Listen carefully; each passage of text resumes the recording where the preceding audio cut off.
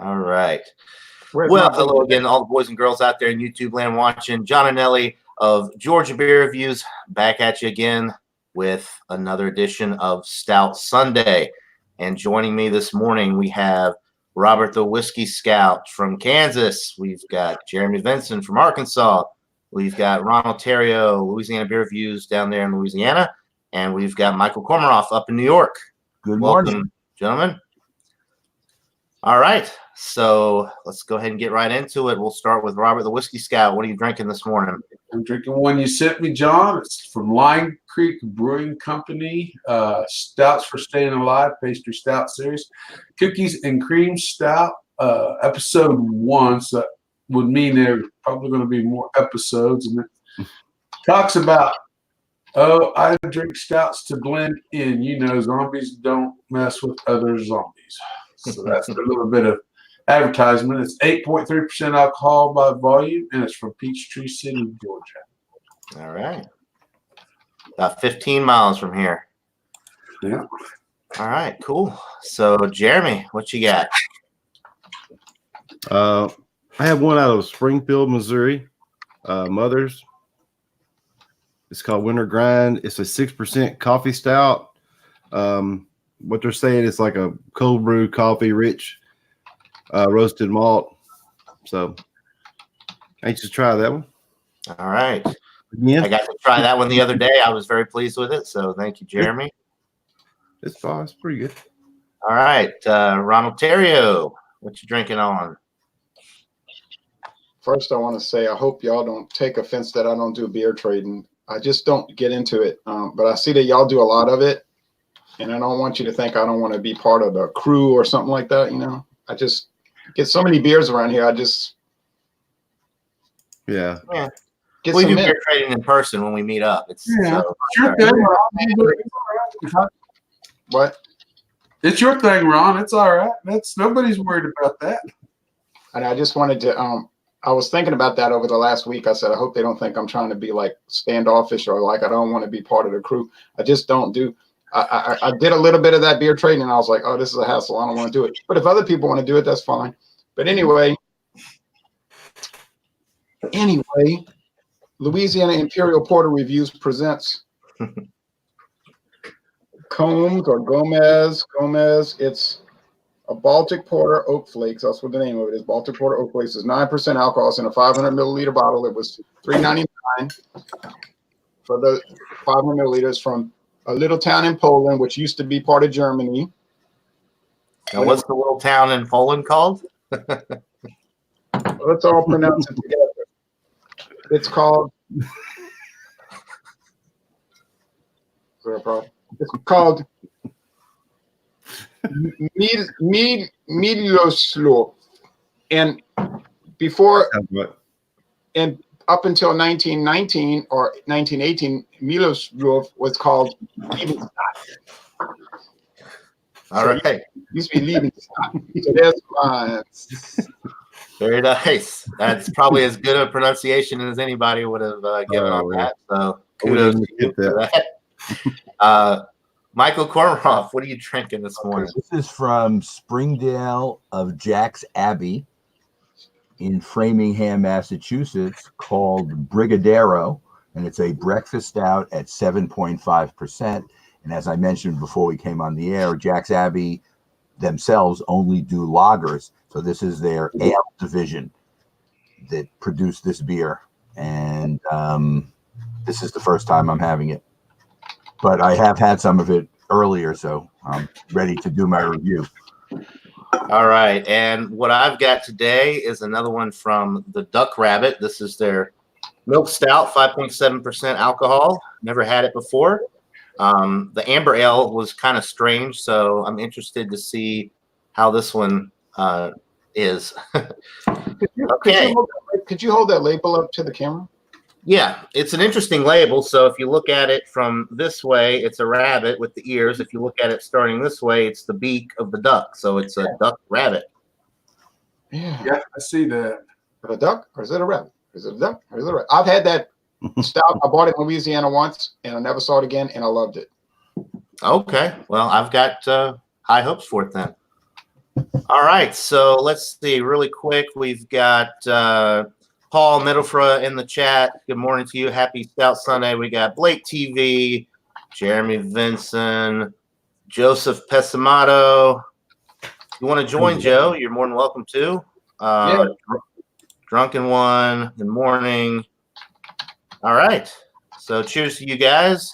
Happy Stout Sunday. We'll go back around to Robert the Whiskey Scout with his Lime Creek cookies and cream.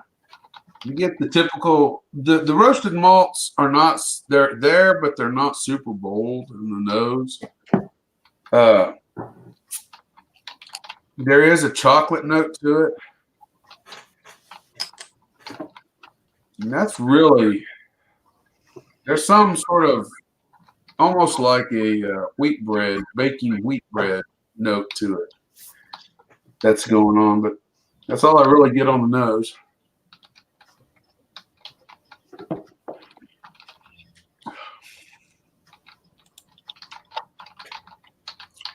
You can taste the lactose in it.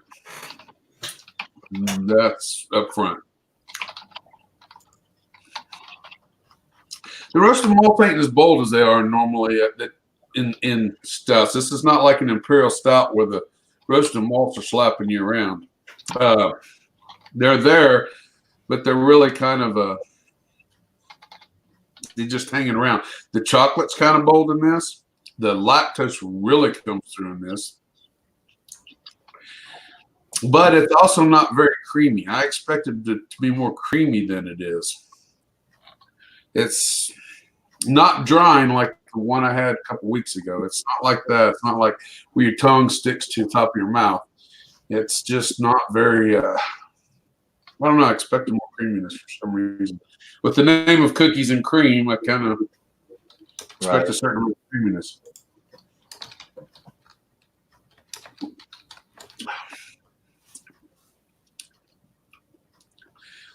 You know, there's a faint coffee note to it. Other than that, I can't find much else in there. The cookie part, I'm not getting, other than maybe chocolate from the cookies. I get the lactose, but that's about it for me. I'll think about a score.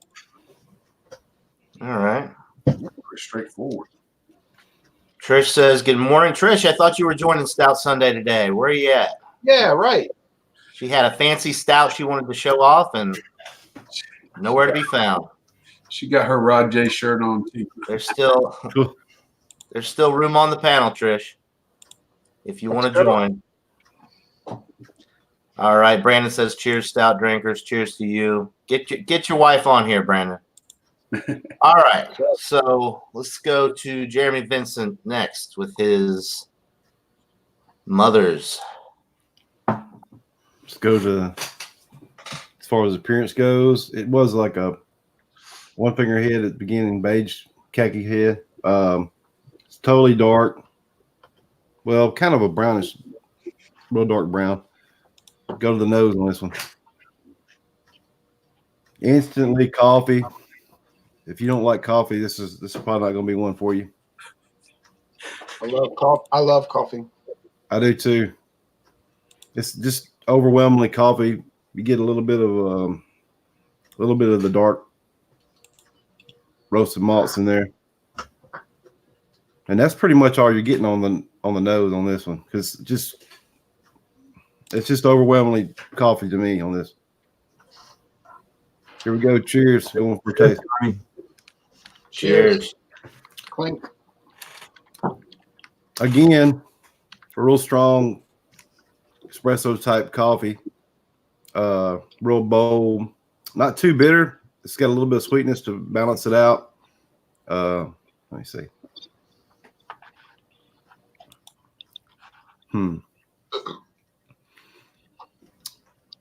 Like I said, it's got a little bit of the dark chocolate, just a tiny bit of dark chocolate, but it's not much. But mainly it's just coffee.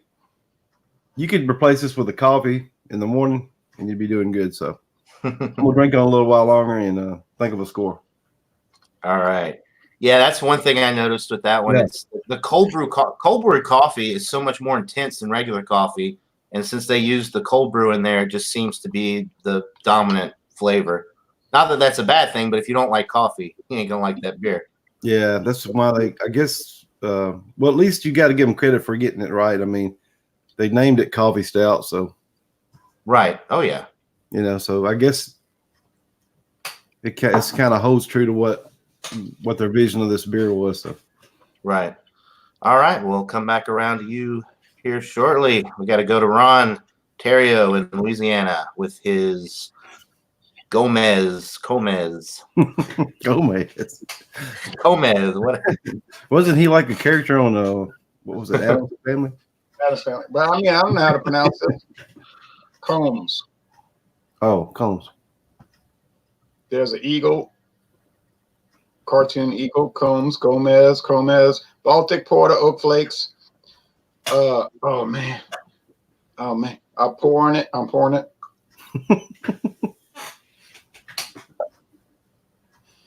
No sediment. Okay, the bottle is that European brown. The European brown bottles always got like a little. They're not as brown as the American ones. They're sometimes they even have a little green aspect. This one doesn't.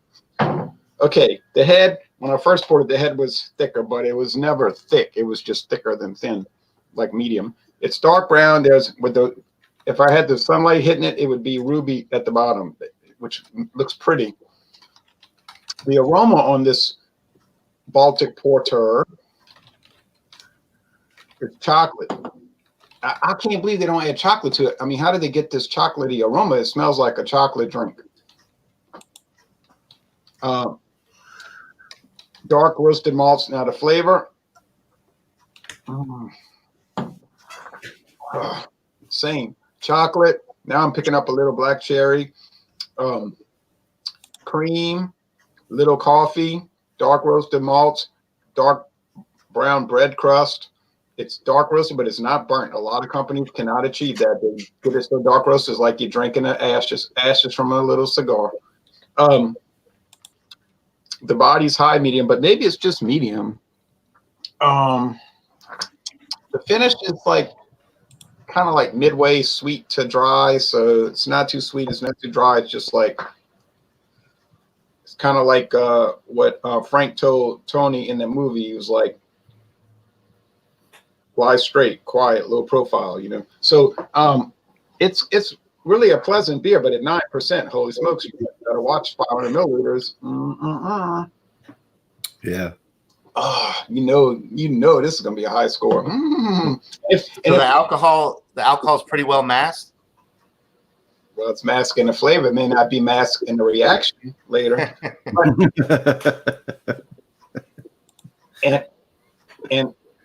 and where there's one where there's one Fortuna beer, because they make a whole line called Fortuna, but that's the company. Where there's one, that means what? There's got to be more, right? So I saw one. I'm gonna be on the lookout. Got my eye on you, Fortuna. All right. Awesome.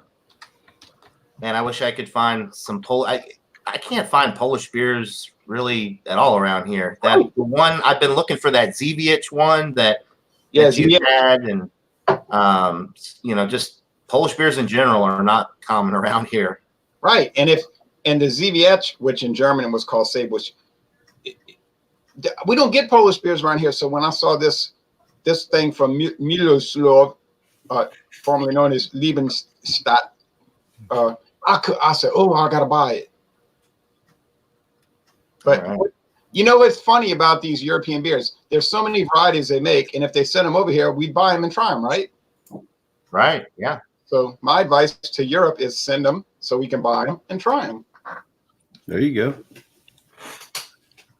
All right. So we will come back around to you here shortly. We got to go to Michael Kormaroff with his beer. Okay. This is what's left of it.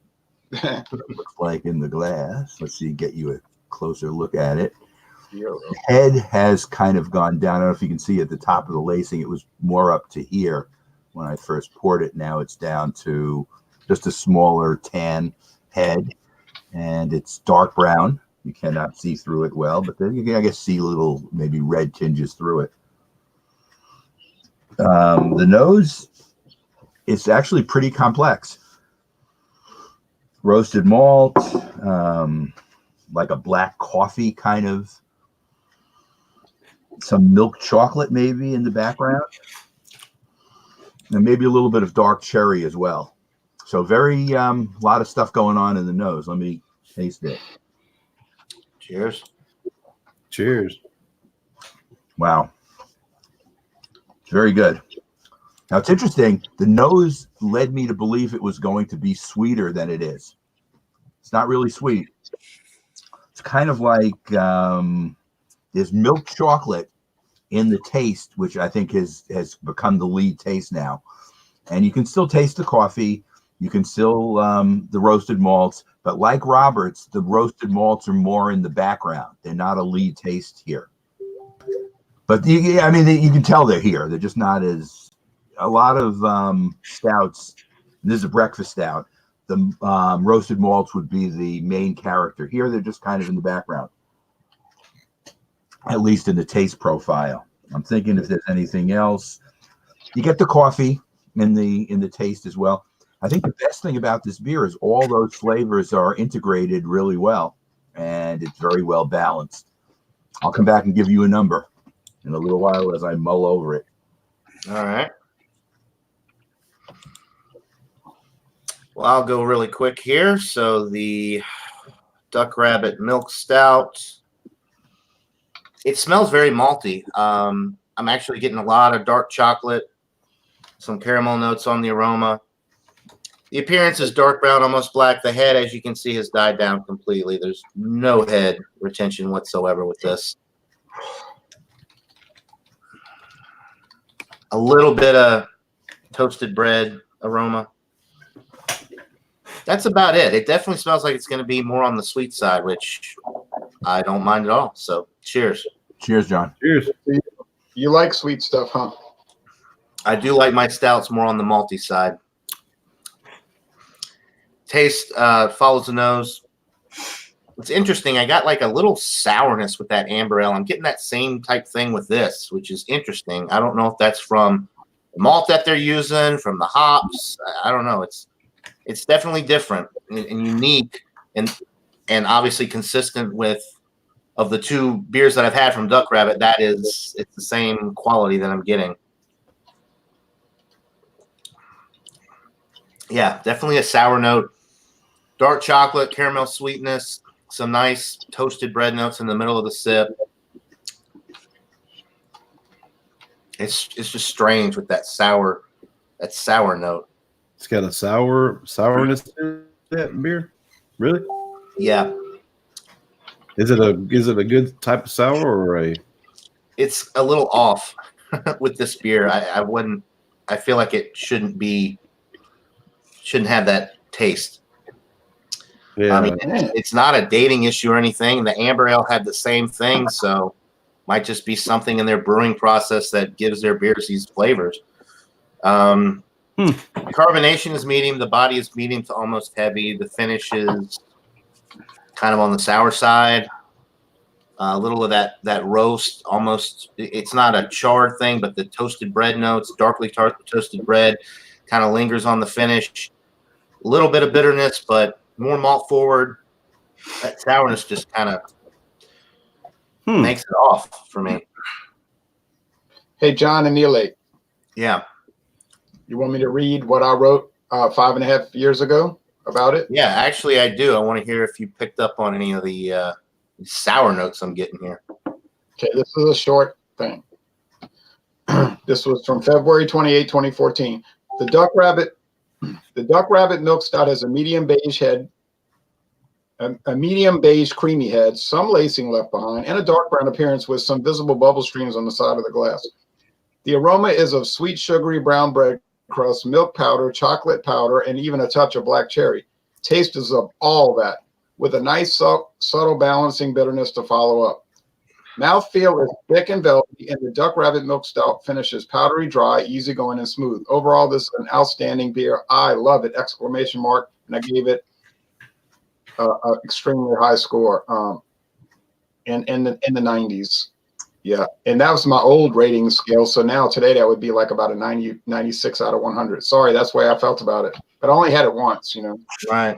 Well, maybe yours obviously sounds a lot better than mine. Look at I mean, even as I swirl this around, there's no head regeneration. I mean, just flat. But look, I've had other people comment and say that company's not that good. They don't make good stuff. They make junky stuff. So I was kind of thrown back because people were telling me, "Oh man, they're not that good." But my singular experience was positive. But you know that can be an aberration sometimes. Right. Well, I'll keep sipping on it and think about a rating, but I'm not very impressed with this. The amber ale, the sour notes kind of went along with that style a little bit better. With this, it's out of place. It's strange. It takes away from the malt character, the dark chocolate, and the good sweet notes that are in here. The sourness just kind of, I don't know, undoes all the good that the sweetness would have otherwise done. And it finishes kind of dirty because of that. It's a lingering, not the most clean finish because of that weird sourness that I'm picking up on. But I don't know. Maybe I got a bad batch. I don't know. But I did notice the same thing with the amber ale. So it's not just with this beer from their line. Wow. Yeah, it could be a deterioration of the company, or it could have just been that I got lucky and it's really not that good. Yeah. John, where is Duck Rabbit located? Is it North Carolina? They are out of Farmville, North Carolina. Because my nephew who lives in Raleigh does get their beer too. I've never seen it here. I've never seen it. Yeah, it's not very popular around here, but I mean it is at certain stores. They always have it stocked, but it's only a few stores that sell it around here. So anyway, oh well. Hey, but that's the way it goes, right? You got to try it, find out how you feel about it. Yeah, that's true. Paul says he sometimes gets a hint of sour with stouts that have a lot of black patent malt. I don't know if it comes from the astringency or from the char of the malt. I don't know, Paul, but it's almost like some lactobacillus got in here and spoiled the beer, like the whole Goose Island fiasco of 2015. Oh yeah, no. I mean, it almost tastes like it's been spoiled like that. But if you detected it in their other beer, it's more likely. I did. Yeah, I did detect it in the amber ale. More likely in their brewing process than. Yeah. So anyway, I'll come back and give a rating here in a little bit. Let's see, Robert, what you got going on over there? I was trying to see the date on the bottom of it. I think it's 9/5/18, but it could be a 19 on it. It's got a ink blurb. Yeah, Right I've got them before like that. Cover It's how very final date on it. cans, and there's always blurbs right where you want to see the number. But it regenerates ahead, and that's something I didn't talk about when I was giving my rating or my rundown. And it regenerates ahead. It poured a good solid two finger head on it. I mean, it got a good head. Generates well. As it's warmed up, I get a cola note in it itself. I still get a slight off flavor I can't quite put my finger on. I don't know. Maybe that is the cookie dough or cookie portion of it. I'm not certain. I can't say for certain that's what it is. All I can say is just a little bit of different note in it.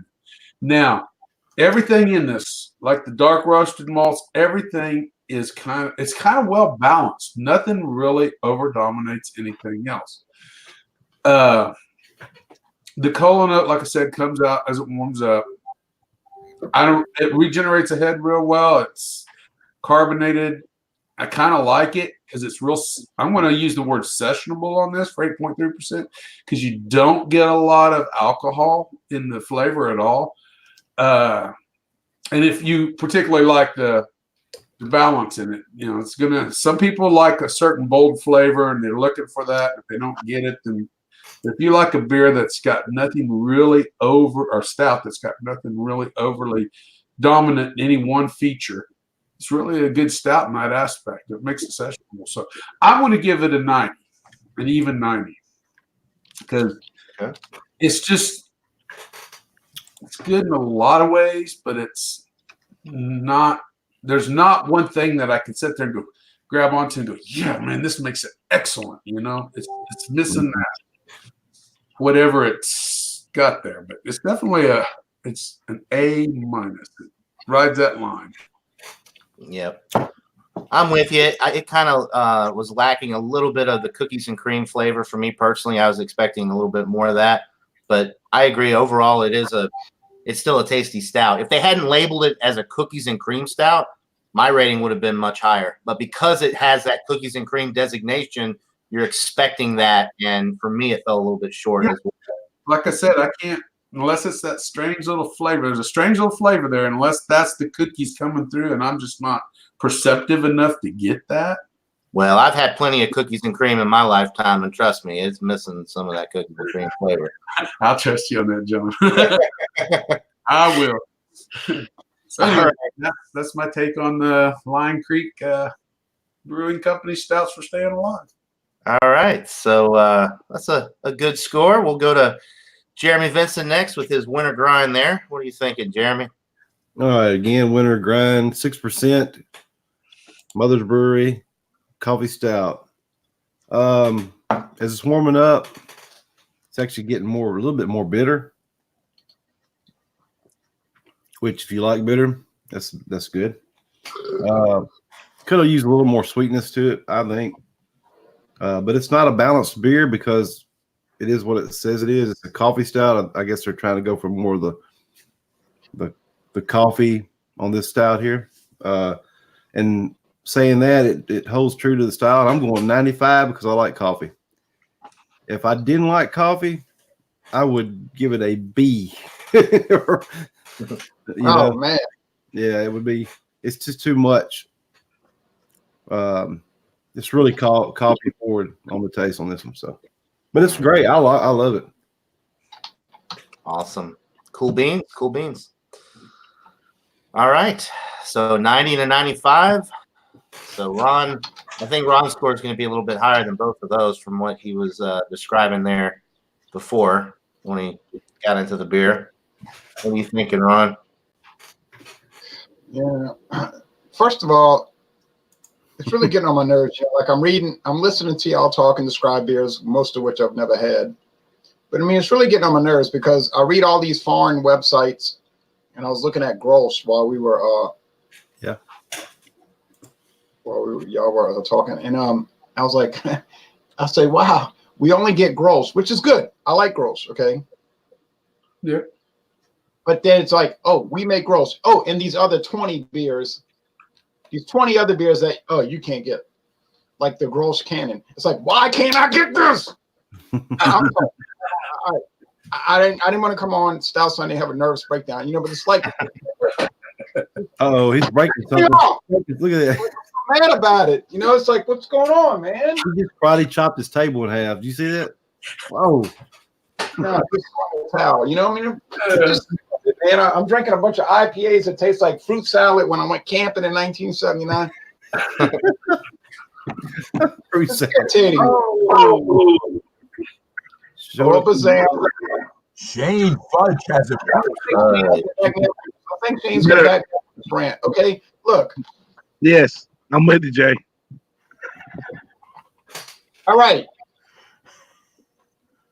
We get Gross. Good. That's great. I like it. I'm so happy.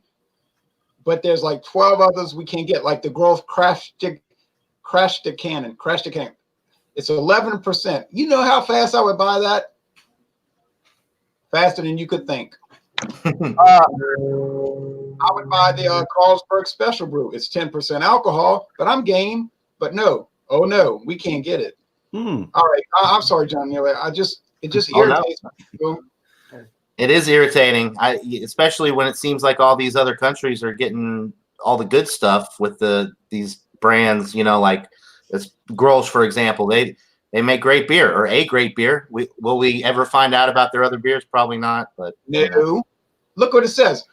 Powerful Cannon gets its robust character due to double fermentation at high temperatures. Powerful taste with fruity sweetness and intense taste experience of ripe figs, juniper, and caramel, brewed with the utmost care, just as it should be drunk.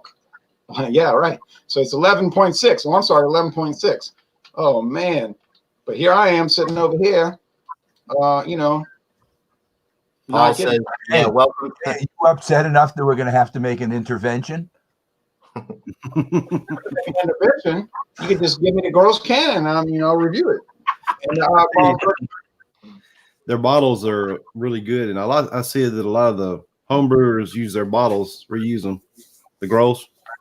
yeah, and Jeremy, it goes back to that whole thing that's been going on. This 20-year-old like argumentative thread where people will tell me stuff like, "Oh man, why are you drinking gross? That's a bunch of macro crap. They don't make any. Why don't you drink some specialty beers?" And I'm like, "Hold on, partner. Hold on, bro." I was like, "These companies been making specialty beers since way before your pawpaw was born. That's right. You can't get it." All right, said John. I'm calmed down. I mean, we got Lowenbrow. We used to get Lowenbrow. This is what gets the views going here. Yeah, there you go. Rants. This is what we need. We need you to do a 6-month sabbatical in Germany. Exactly. Paid for by somebody besides myself. Look, we got the Lowenbrow and the Lowenbrow Dark. I liked them both. They were fine. But why didn't we get the Lowenbrow Triumphanator? The Lowenbrow Triumphanator. Oh man. All right. This beer here told you about the effects. Now, So we're now back in Poland.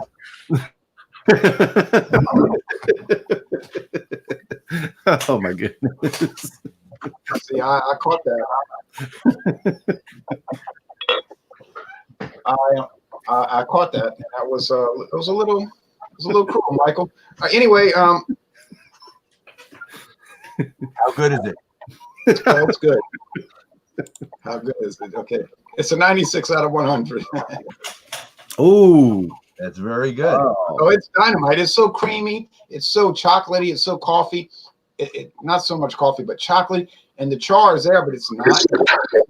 I think it would pair well with, like if you were to eat frozen shrimp, it would pair well with frozen shrimp.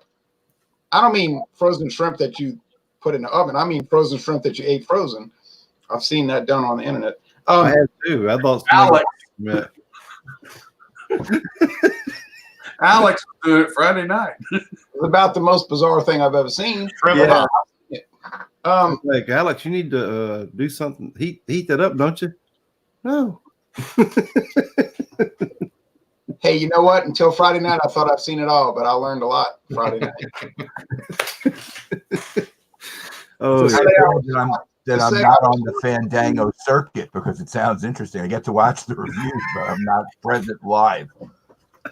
I thought Fandango Friday was wild. To say my jaw, I mean literally my jaw dropped. I said, "Well, there's no plateau. Like that's it. I've done it. Yeah. No, it's all downhill from here in my life." So still trying to shake that off. But anyway, this is All right. So we've got a 90, a 95, and a 96. So Michael Kormaroff, what are you thinking? Okay. I'm going to fall in between Ron and Robert, 94. So mine is a solid A, bordering on being an A plus, but it's an A, and it's a breakfast stout. Let me show it to Shane because he wasn't on when we first started. This is from Jack's Abbey Brewing in Framingham, Massachusetts, under their Springdale, because it's an ale, and Jack's Abbey only does lagers. Very well balanced, and the finish is dry. I didn't mention that before. Very dry finish, which I guess is nice in a breakfast stout. Well balanced. I guess the only reason it's not an A plus for me is because even though the flavors are all there, there's nothing like Robert's that's specifically wonderful. It's real good, and I liked it, I guess, a little bit more than Robert because I gave it a 94. But it's not excellent. It's more like extremely good. All right. And I would buy it again. and if the price is right, extremely good can work, right? All the Jack's Abbey stuff is reasonably priced. I mean, something like this, I can't remember what I paid, but it's a 16-ounce can, probably in the $2 range. Maybe a little bit more, maybe 2.25. 7.5% though, so it's kind of on the imperial side. It's not, it's not session. The alcohol is well mastered. That's not the company that does the Memphis brewing. That's somebody else. You're thinking of Who's 6 Point, right? It's on 6 Point, yeah. Oh yeah, with the star, yeah. Yeah, those are good too. Ooh, that makes some good Don't stuff. worry, we can't get to Louisiana, but Yeah. John, do you want Shane to give a review first before you give your score? Well, everybody's giving a rating. I'll just give my rating real quick, and then we'll let Shane do the whole shabam in one take. Start to finish. So Shane, I had the Duck Rabbit Milk Stout, which is 5.7%. There's the logo there. No head regeneration. Looks flat. Flavors are. It's got all the right flavors with the dark chocolate, the toasted bread, caramel sweetness, all that. But that sourness that's there really detracts from. It really knocks this one down big time, to the point where it's almost, I don't want to drink it. It's just that sourness does not fit. I don't think it's what the brewer intended with this beer. It's a 73 out of 100. It's low average.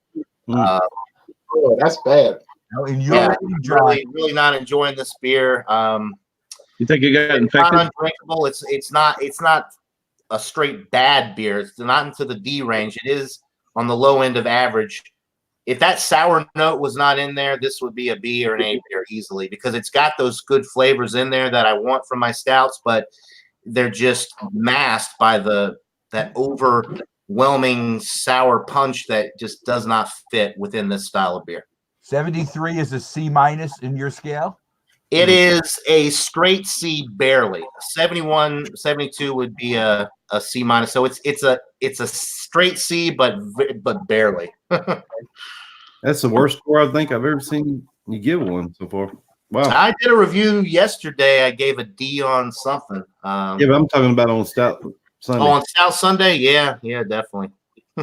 Wow. Hey, John and Nearly, you meant to say the whole shebang though. Shebang, yeah. Well, maybe I wanted to probably made it my own thing. Shabam. You said the whole shebang. yeah, the whole shebang. Thank you, Ron. I like shabam. I like that. The whole shabam. That's good. That's going to catch on. All right, Billy Batson. T-shirt, shabam. Shabam. Shabam. Captain All right, Marvel. so Shane, what exciting stout do you have this morning for us? Well, I don't necessarily have a stout. It is a porter, but I was excited about it. I found it last night in Little Rock when I went to the Legacy, but it is the 6-point porter. So it's that's almost in stout territory. So anyway, I was excited about it. Their at Legacy they have a big where you can get what I'm trying to say, bombers of crap. Get the big bottles filled. Growlers. I can't word today, y'all. I'm sorry. Growler, yeah, okay. Yeah. Anyway, they have a bunch of beers on tap, and there's a couple of beers breweries that were at Legacy last night, and they're in Arkansas for just a small amount of time. I don't know why they got this extra shipment of Surly beers, 2 different IPAs from Surly, and a couple of Dewclaw beers, and they released just a certain amount in Arkansas, from what I understand. And once they're gone, you'll never see them in Arkansas again. I think they're test marketing, just seeing how they sell in Arkansas, and then if it does well, then they'll hopefully they will push them down here. But this is what I got is Dewclaw Sweet Baby Jesus. Shane, I've had that one. That's a really good beer. I thought that's the other day I could have bought it. I didn't. It's a chocolate peanut butter porter, 6.2%. Brewed up in Baltimore, Maryland. I don't see a date on it anywhere, but man, when you pop the bottle, you smell. I mean, the peanut butter and the chocolate the peanut butter is just off the chain, and it's loud. You get a robustness from the malts in there. That's pretty nice. I have tasted last night, just a little sample, enough to know. All right, I got to buy a 6-pack of that. That's sold me. But it's nice regenerating head here. 6.2%. That's not surprising. I think these are pretty fresh. Like I said, I'm assuming they're fresh. Maybe they send them to Arkansas because they're old, but they don't taste good. But yeah, man, that smells so good. It's got my mouth watering. If you like sweet, porters and sweet stouts, sweet dark beers, especially with chocolate or any kind of nut, man, this will be right down your alley. If you're not into the sweet porters and stouts, it'd probably be cloying to you. Man, it smells so good. I'm gonna dive in for it. Cheers, Shane. Cheers. Sure. I bet I'd love that. Oh yeah, you get right off the bat the nose. You get the peanut butter first. On the taste, it was the malts, the roastiness is what hit first, and you definitely get some nuttiness, peanut butter in there, and bitter dark chocolate kind of. Not it has a little milkiness to it. It's pretty. It's coating the palate pretty well.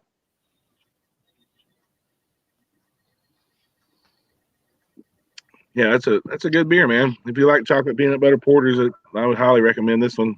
I'm glad I picked it up. I'm going to enjoy the rest of them if my wife don't get into them and realize how good they are, because this is right down her alley.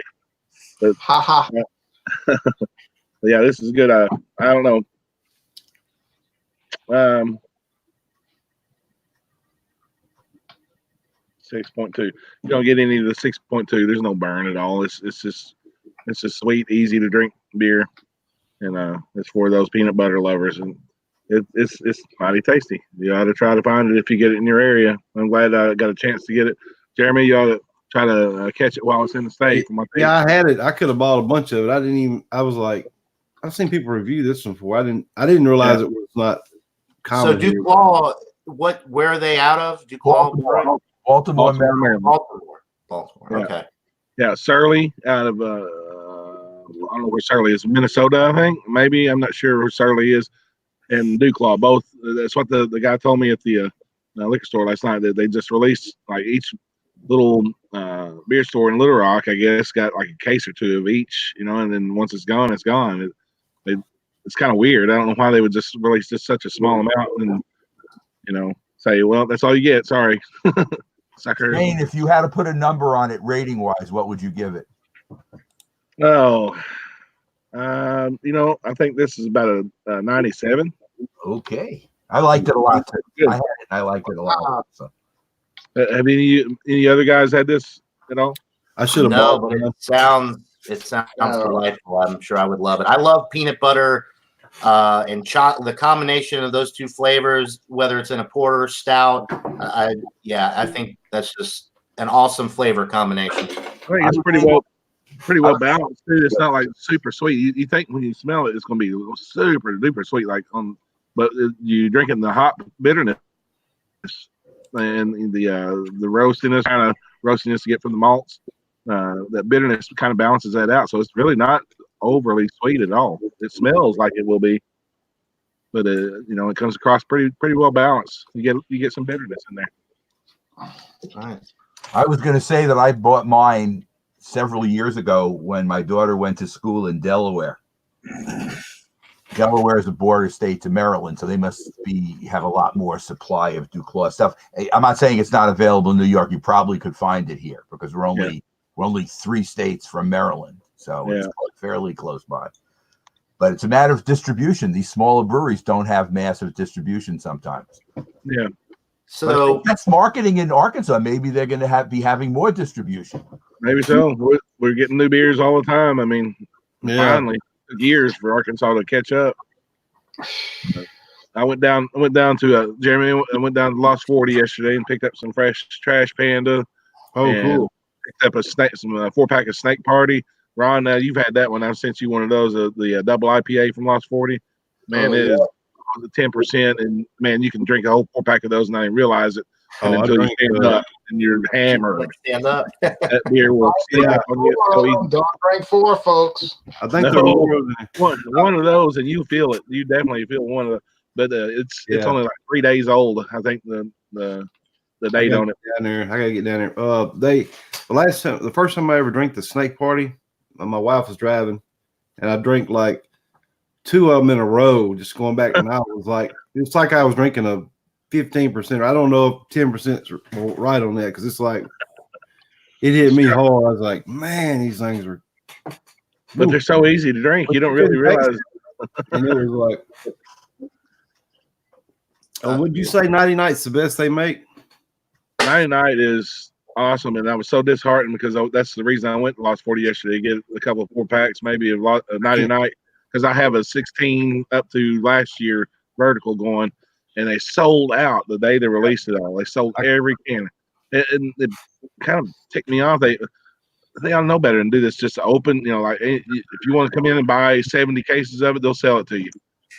Quit doing that crap. People like me don't get a shot to get it. I couldn't make it down there the day they released it. So they said people were walking out with like it was $100 a case, and they're walking out with like 7 cases, 8 cases. And they said they sold 70 cases, just gone. I can't get hold of it. So it was really good, but they said it wasn't the best year. So okay. I got a look. They did have it on tap, so I did get to taste it. And it was awesome though. It's still friggin' awesome barrel aged stout that Lost 40 does that. They do a lot of great beers. They do some transitional beers too there, of course every brewery does. But at 90 Nights, man, it's fire. When 6 Point does their releases, they limit it to 1 case of each beer per person. So you can't buy more than 3 cases of what they're selling. If they're selling 3 different ones, they let you take a case of each because they know there's going to be people who want to buy it. You got one chance to buy it on that day, and then you pick it up that weekend. Yeah. I guess that's a good thing so that everybody gets a chance to try it. But if I really love that beer and I want to buy it all, I'd be pretty good. Well, there's 2 sides. I get a case. My wife gets a case. My boy. Everybody can have their own account with them, and they can't control You're that. getting the case. You're getting the case. You're getting the case. Oh. I think Lost 40 this year decided to create a supply and demand thing. You know how some of these breweries will do that, where last year, you were limited. You could only buy a certain amount. Like I think we were allowed maybe 1 case last year, and you would see it in the stores for months after. It got distributed. This year they didn't distribute it at all.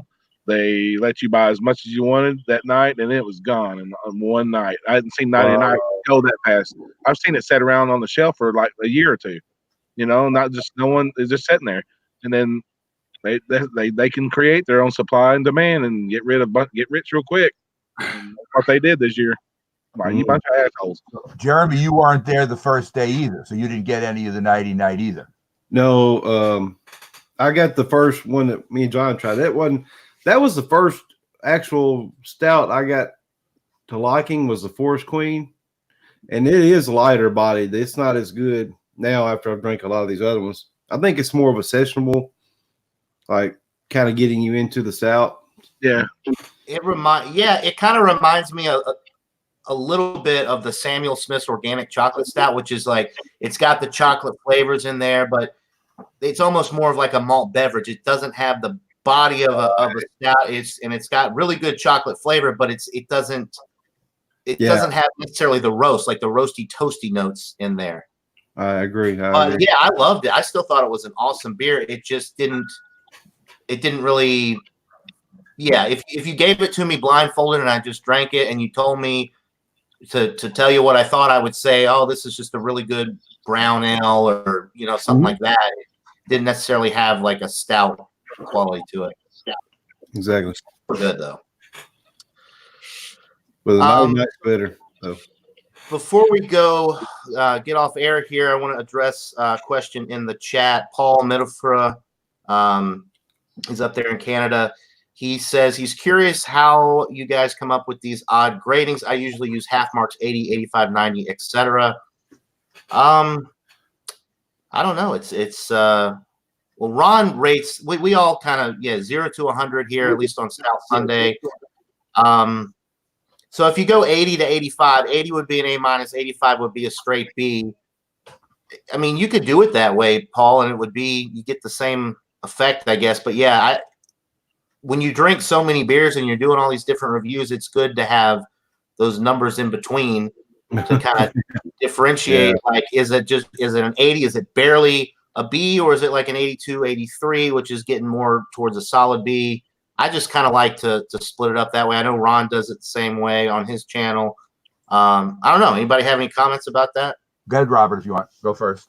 No, I was agreeing with John.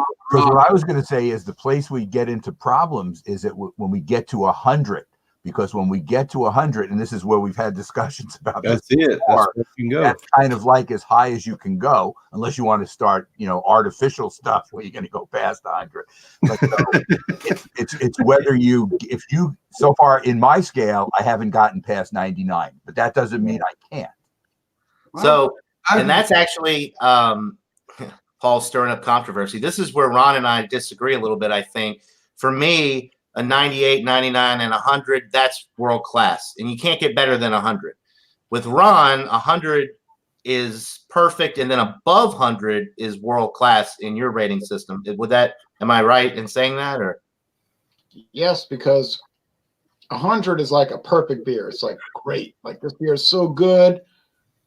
I just love this beer. But above 100 is like, this is better than it should be. It's like beyond any belief that you can have about a beer. It's like, no, a beer can't be this good. This is like some kind of dream. You have a dream that you find something and you're like, wow, I've been looking for this for so long. And then you wake up and like, drat, that was a dream. Jay, is there anything besides the Westervelt 12 that has hit that world-class category? Oh, West Lateran 12? Yeah, that was above 100. That was above 100. And that beer is awesome. Is there anything else beside that that's above 100 that you've tried? Well, hold on. Okay, when I drank that, I was like, I could see why I paid $85 a six-pack. It was like, that's really what I paid. It was beyond belief. But, I wanted to buy 2 six-packs, but then they called me back. The grocery store actually called me back at my house and said, could you bring 1 six-pack back? No. Because Sorry. No, won't drink it. No can do. Yeah, there was a guy driving in from Baton Rouge that wanted it, and he was like freaking out, and he was telling the store manager, you just lost your career, and all of this. And so, I find it amazing that beer can set off this kind of, fanaticism. Yeah, they had armed guards on the trains, and in Houston, Texas, you did it. The thing I couldn't get over was I've had their 10. I've never had their 12. Yeah, I had the 12, and Houston, Texas couldn't get it, but we got it. No, I couldn't get over that. But anyway, so that was obviously above 100, because you might say, oh, you're on the internet and you're doing this hangout, you're trying to promote your channel and being all boisterous and everything. No, I drank it and I thought, oh yeah, this is the deal. This is it. And I drank, well, we had a six-pack. I had a guy that drove from another parish, and he just said, I got the money, I got the beers, I want the beer. I want a bottle. I said, okay, so just 1 bottle. I said, here's the bottle. And he gave me like all kind of money and then all these beers. He was like, here, you can have it, like a huge stash. I was like, wow. So like Michael's saying, people just really kind of lost it, Yeah. Because that may be his one chance to ever try it. So I understand that. Right. Yeah. So he was like, I'll pay the money, the cash money, and I'll give you all this beer. I mean, this is it. And it sold out in less than a day. I mean, by the end of the day, if you didn't get it, you ain't getting it. So, and Jay, you've told the background story. This was just for a roof repair. Otherwise, they would never have done it. Wow. they never sell beer outside the brewery, but they had to repair the roof. So the monks did a one-time thing where they shipped 6-packs to America, and they made it available, and it was $85 a 6-pack. So, but you got 2 glasses with it. That was kind of nice. I've had the cheap knockoff version of that, the St. Bernardus App 12, which I thought was world class. So Yeah. I've had that too. Now wait, that's close. That's close, and that's a real good deal. You can get a great deal on that. 99s. That's one of my 99s. That's close. And when those guys got fired by the monks in 1992, they went out and they knew the recipe in their mind. They didn't take paperwork. They didn't steal any paperwork. But in their mind, they knew how to make it because they had been making it since the 1940s. So they took it and they just recreated it and gave it a different name. It's not, I can't say it's not as good because I haven't done a side-by-side, a blind taste test. You got to do that before you can really make a declaration, but it's really good. What other beers are world class? I would say Roach 14. Is that huh? Roach 14, is that close to you? It's 100, man. the Roquefort 10, the Roquefort 12 is. They're close. They're very close. And The It blue married- label one is really good. Yeah, and Maritsu 12. Maritsu 12 is close. But ones that will go above 100 would be like the Nogano or Black Horizon. Hmm. I don't know how you can find that. Nogano or Black Horizon. That cost me $10.99 for 11.9 ounce bottle. 11.2 ounce bottle. Japanese origin? It was a collaboration between like a Swedish company and the Japanese. But it was Nogano or Black Horizon. And then another one that was up to that level was Black Albert. Hmm. And Black Albert was I haven't had $10.99. any of these beers, so I can't say. I've had some of the Rochefort. We have something here, Southampton Brewing. They made one called Abbott 12, which was extremely good. And that was another of my 99s. But it's funny how when you look at, if I'm willing to go to 99, I have a whole bunch of beers at 99. Yeah. And you know, like when we did the last thing last week, when we did the review of the CBS, to me that was just one step below at 98. But you were nitpicking. I gave it 100. John, that could have been 99. Yeah, I gave it 100. Now the Black Peter was also 11.2 ounce bottle. It was $10.99. That's a lot of money to pay for one little bottle, $10.99. And I was at that liquor store, and the guy tells me, or the beer store. I'm sorry, beer store. He tells me, "Well, I got Black Albert, but that's not really the kind of money you like to spend." Is he saying that Jay is cheap and doesn't want to go for it? Yeah, so he baited me. He baited me with, "That's not the kind of money you like to spend." I told him, I said, "Go get the beer, all right?" So There's one of the few beers, Jeremy, that I've given. Okay, Jeremy, those all have gotten 99s from me too. I have a bunch of them cellaring. I can do a vertical point if I want. Those are close. Those are close. Unless you get an interactive one, and you get a free T-shirt. Those are close. I don't mind giving 100, but anytime you give 100, and I don't give very many since I've been doing this, I've given the that Boulevard, the Cascade Brewing apricot, but that really appeals to my palate. That took it over the edge. Same with the CBP last week, or CBS. I'm sorry. Those letters just start melding together on Stout Sunday. But I gave that 100 too. And just because you give it 100 doesn't mean it has to meet the same profile as the next beer you drink. What you may view as 100 may be totally different profile of beer, but you find it really appealing to your palate. Now, I can't give over 100. I've never done anything like that. I wouldn't know how to. Well, Jay, what Jay's doing with World Class, he's going. It's 100 plus. Right. It's over the line. It's past the point. It's perfect, and he couldn't have expected it to be that perfect. It was like my first. That's what World Class signifies for Jay. Geology class. I got a 6 out of a possible 100 points in college in my first geology class. And that was just doing the extra credit on the test. Well, World Class is not that difficult. It's kind of like when I taught high school. World Class. It's like you made 100, you got all the questions right, and then you got bonus points. Yeah, you had bonus points, and West Lateran 12 has bonus points. Yeah. Okay, what this tells everybody, if they're not, gotta have bonus points for you're not paying attention, is Belgium is a world-class brewing country, and per capita, they're number 2 in consumption of beer by their population. Obviously, all right. So when people pick on, I think the Czech Republic is one, but they drink a lot of beer in Belgium. This Saint Bernard is good stuff. I like It's it. funny. I think the U.S. is like number 23 or 20. We're way down there, and that includes our macro drinking. So it's not we're not wow. It's everything. Yeah, we're wimps. We're not big time when it comes to. We think we're big. We think we're the big country, but we're just a stumbling, demented child king. We have come up in craft beer as far as quality goes in the last 20 or 30 years from what we were before. No, it's true. But I guess that's the whole movement has. Well, at least we think we have it because we couldn't get the stuff before 40 years ago. You know what I mean? True. Like it was there, you couldn't get it. Reason to brew it yourself. If you can't, a lot of the Belgian style beers that are brewed here are high quality as well, but they have to get Belgian yeast to do it. It's not like do it without yeast. Ballantyne, which was a macro that went out of business.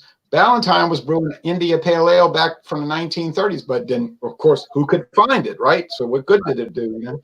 Right. And still now, and we've discussed this too, Ron, that Ballantyne Burton Ale, which they do every few years, it's very hard to find. I have some, which I'm cellaring it, and I probably will do it at some point, drink it. But it's amazing stuff. And that again is in the 97, 98 area. That very if you lowballed it, it would be a 97. That's if you just being a jerk. And look, I bought that beer. I gave that beer to David. I gave that beer to David. Last night I was at David's house, you know, with the beard, Garlic Pete. I said, he said, what do you want to review? I said, I know we're not going to do the Ballantyne Burton Ale. I said, what are you doing? Saving that for when the Pope comes to your house? He said, well, actually, I am. And I looked at him like he was crazy. I said, what? He said, I think the Pope's going to come here. I said, okay, well, let's just review whatever you want to review. So, hey, the Pope is coming to visit David, and then he's ready to take it out and split it with him. That's the reason. Hey, I was like, I cannot entertain these flights of fancy. You know, it's like you got the beer, it's in the fridge, and then you talk about the museum, but yet there's no traction. We did a few last night, but I was like, man, this hoarding mentality is just like. I can't pick on him because I'm hoarding some of mine too, but I do drink it. I don't hoard. I'm not saying anything. He is drinking it. Shane's not gonna say anything like that. Shane has his own collection too, so it's not like none of us have a backup. And look at Robert's whiskey collection behind him. Yeah, Shane's laughing at himself. Shane's laughing at himself right now. I'm not saying anything because If the Pope Scouts, like you say, Jay, if somebody came over and looked, there'd be an intervention probably. they'd be coming down. They'd say Shane has so much beer that he's saving, he's cellaring for the future. Yesterday I made 2 new acquisitions. Let's see if we can see what he's got. Glenn Scotia 15, and because I can't get it in this part of Kansas, I can buy it over in Missouri, the Naked Grouse. And Robert, you just can't stop, can you? Never. It's not part of his theme. Never stops. That's why he's the whiskey scout. When he sees something that's interesting, he's going to go for it. I went by David's house last night, and he's telling me after the 3rd or 4th review, he's like, well, just to let you know, I was prepared. I was like drinking some Pabst Extra before you came over here. And I was like, really? Couldn't tell. And, Pre-gaming. yeah, I had to laugh. I was like, really? Couldn't tell. But then he's like, now let's do some Eagle Rare. You want to review Eagle Rare? That's good stuff. I'm like, I don't know. Does a heroin addict want junk? You know, so. We reviewed it. You know? So, hey, if the Pope does come over, I want a review. I want the Pope to be able to review. Yeah, we need to see that. I swear, What's that? if the Pope literally visits his house and tries Ballantyne Burton Ale with him, he really needs to start a channel and put that on there, you know. Oh yeah. Anybody else who's here get any of the Ballantyne products now, or you've never seen any of them? No. We don't get any Ballantyne beer at all. Valentine, what is the one you Never have gotten Ballantyne Burton, but this is like a special deal. They don't brew this all the time. They maybe every Jay, what is about every 10 years, maybe you get a batch of it that comes out. So it's so rare, you know. I mean, it's The regular Ballantyne Ale we can get here though. in Brooklyn. In Brooklyn, the Bronx, and all over. I could still get that. I'll have to check on it. I don't know. I've seen I don't think Ballantyne Ale. it has Bronx, national distribution. Yeah, Ballantyne Ale is probably the best macro beer you can get on the market, but try finding it, you know. Well, I won't say it's common here. You have to search for it. I think it is available here. Yeah, if you go to Brooklyn, I don't recall seeing it in Brooklyn. But if you go to the Bronx, maybe in the Bronx is where I saw it. yeah, right. I was on Tremont. I don't know if you ever heard of Tremont Avenue, but I was walking down. You heard of that? Yes, it's a main drag in the Bronx. It's a main street.